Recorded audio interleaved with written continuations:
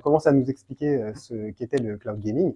Donc tout simplement, c'est le fait de pouvoir jouer à distance sur des gros serveurs, et ce depuis n'importe quelle machine, c'est ça? Exactement, donc Mmh. le concept, c'est vraiment comme je l'ai expliqué, c'est on a la puissance de calcul graphique et CPU évidemment derrière, Mmh. qui va être, encodée en vidéo. Mmh. Donc c'est-à-dire que l'image, elle est calculée sur le data center avec les gros GPU, et elle est encodée en vidéo en temps réel et ce Mmh. flux vidéo Mmh. va être amené sur la machine client, en l'occurrence un Chromebook, le Mmh. plus rapidement possible et ça nécessite beaucoup, beaucoup de technologie, Mmh. puisque en fait, il faut comprendre que déjà il y a la partie encodage vidéo. On parle de latence.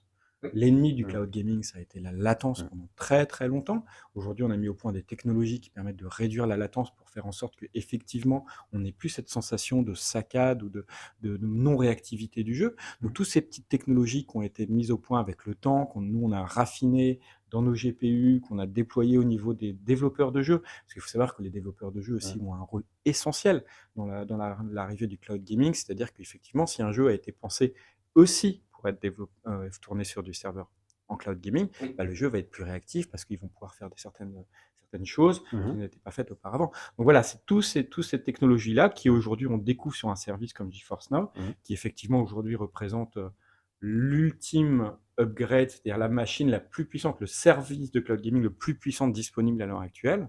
Bah, on peut avec un Chromebook, on peut profiter d'une 4080, une carte qui est aujourd'hui vaut 1200, 1300, 1400 € dans un Chromebook. Exactement, ouais, C'est exactement. incroyable. C'est ça, Ouais.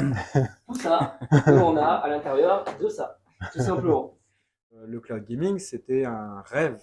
Mmh. C'était de dire, mais Ouais, je un comprends. jour, on n'aura plus besoin de la puissance locale, tout arrivera. Et là, on est Mmh. depuis effectivement fin des années fin 2020, 2018, 2020, l'arrivée de GeForce Now.